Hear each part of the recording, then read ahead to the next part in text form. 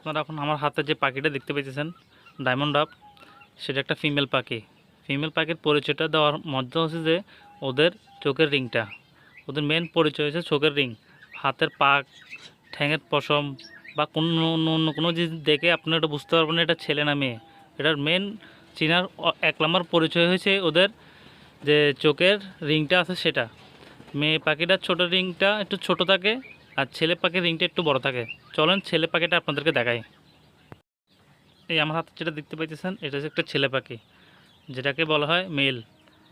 তো মেল বলতে ডায়মন্ড ডাবের যে চোখের রিংটা দেখতে পাইতেছেন আপনি, ওই যে ফিমেলটার চোখের রিংটা আর নরের চোখের রিংটা অনেক পার্থক্য।